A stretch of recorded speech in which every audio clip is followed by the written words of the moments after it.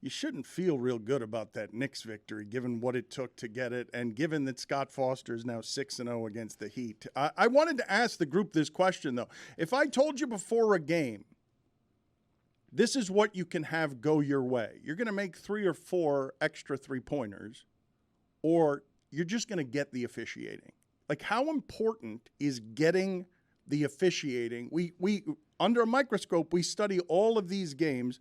Last night, toward the end of that game, there were a couple of unspeakably bad calls. A shot clock violation that ended up being a 5-point swing. Hartenstein, was getting fouls called when his own guys were pushing him. And I'm dead serious about this. For all that we cover these games sometimes, if I give you a refereeing advantage, how high would you put it on things that you would want before the game start for your team? Number one. Yeah, if you tell me that official is Scott Foster, then I put it right atop the list. It depends on the official that I'm getting the advantage of. This one was so skewed, and I know it's a loser's lament, and it should be noted that Miami really missed Jimmy Butler down the stretch last night because they had no one really to go to down the end. They tried their best, but the Knicks got the shots and the whistle, which is too hard to overcome on the road. That was really bad. It was a 2-possession game, and there were huge swings on the 2 calls that you just outlined. The Hartenstein, is it Steen or Stein? The Hartenstein foul on Kyle Lowry, where he just elbows Kyle Lowry in the face. By the way, throughout that entire fourth quarter, where Bam, credit to him, he's been really good these last few fourth quarters, went totally disappearing, went totally missing this fourth quarter. Look at his shot chart. I dare you. Well, but it's not just shot chart. They got killed on the boards. Yeah, well, I mean, Hartenstein's also hooking him the entire time, and he's elbowing Kyle Lowry in the face and getting calls there. The shot clock, to me, was unforgivable. That's one thing you're looking for in that situation. The bounce that it took was so obvious, and it was an easy layup for Gabe Vincent underneath. Easy layup, and that was a huge swing. Josh Hart takes a ball down the court and hits a 3 down the other end. That's a massive 5-point swing. So to be fair, what the referees are looking at, it is not. So they're told in what position, where you're looking, and it's easy to say 3 of them. You should be looking at everything all at once, but you can't. My defense of that, and I can't believe I'm defending referees or umpires in any way, they're looking to see if there's a foul on the shot. They're looking to see if there's a foul, anything going on in the lane. There's not a guy looking to see whether it's going to be an air ball.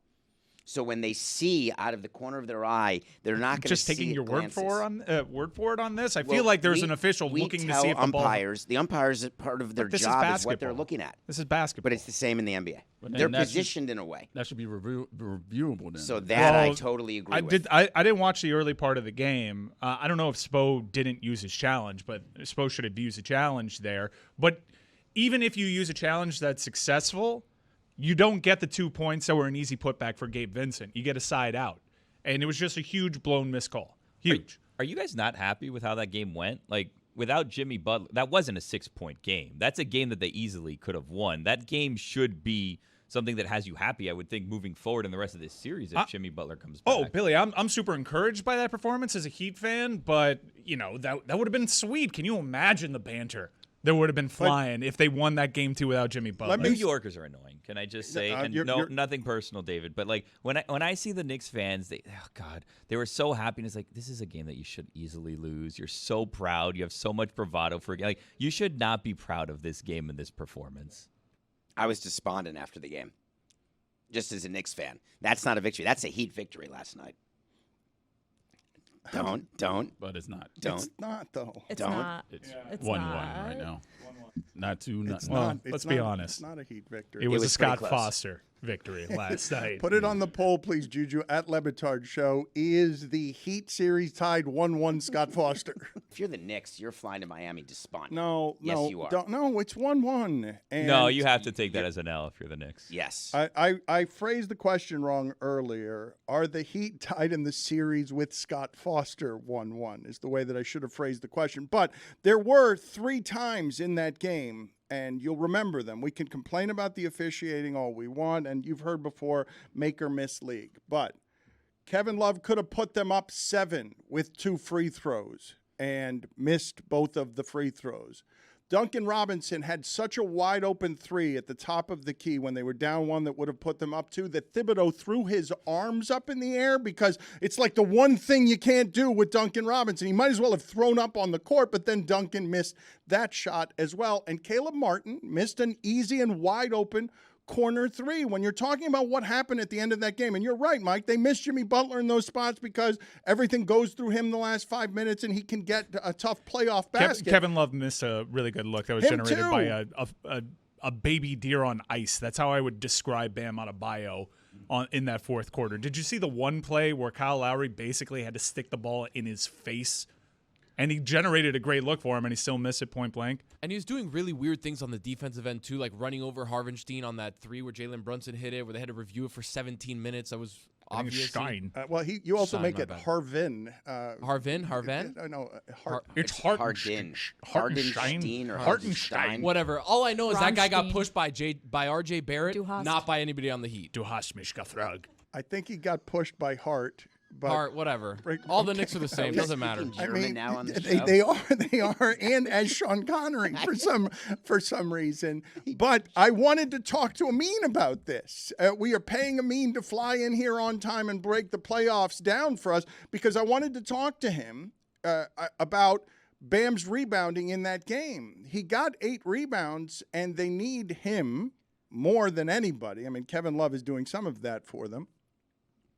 But they need him to control the second chances and to if he's not going to score points and if he's not going to be the centerpiece of the offense with Jimmy out, they need him to rebound. And they need him for both. And they need their all-star to be a maximum all-star if he's the only all-star they've got out there. And he wasn't doing the kind of rebounding they needed. But he's also undersized. Like those guys are bigger than he is and stronger than he is. Right. You miss a big body. You miss some of the bigger bodies, dare I say, that might have thrown things on the court earlier just to see if they could compete in the paint. They don't really have many options. You're going to live and die with Bam Adebayo there, and sometimes he's going to go up for a rebound against a bigger guy, and they're going to say 9.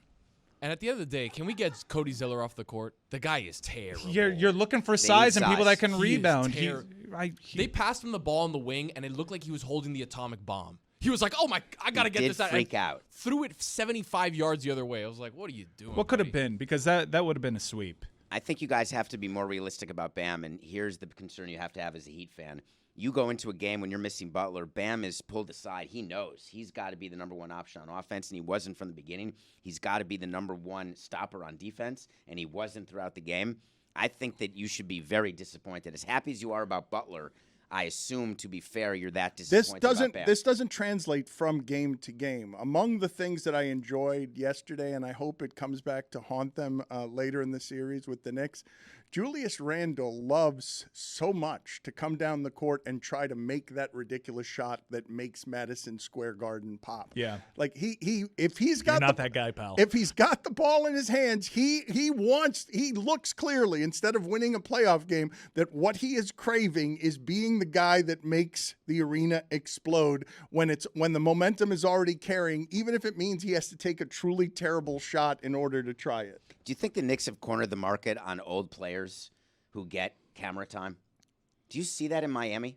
Bernard King. I didn't recognize John Starks, Bernard Marcus King. Camby, Bernard King, Carmelo Anthony. It's not. Who comes to It's Heat not games? landing the way that they think it is I either. agree. Because I just see this parade of losers, and I'm supposed to care about it. You know what I love? My favorite part about that game was Jimmy Butler, as the game was winding down, just nodding his head and waving to the fans, like, you got away with one. If I was here, it wouldn't be that way. He was telling the audience, I wonder how it's going to be. Leguizamo was in the crowd. He annoys Ben me. Stiller. I didn't see Stu. I saw Hank Azaria. I didn't see Stu. I got mad every time I saw Stu on her social media accounts with the selfie cam. Yeah, because I'm like, now we're just justifying this expense. Yeah. Oh, he's going to. And he's speaking so low, I can't even hear him from there. It's just terrible. I think the way he's holding the phone, he's covering the mic on the bottom. Yeah. So he's got to hold it this way, not that way. Amari Stoudemire was there as well. What are you looking at? Was he wearing is he Orthodox? Did I hear that yeah, somewhere? Yeah, he's Jewish. He may have been. No, but is he Orthodox? He was wearing. He was wearing the curls? No, I don't think he's wearing the curls, but I think he was wearing the black hat. Yeah, I saw him with a hat. No, but is that like an ordinary hat that you wear to a game, or is that the? I never know with NBA players. I don't think though. That's a good question, but I didn't think that was a style choice. I did think that he's very proudly Jewish. I thought that was a religious choice. Yes, which I found interesting. I didn't know that he was going to do that. Any other opinions here? No, I just think the Knicks should be better on the court than in the stands. You should have said 9.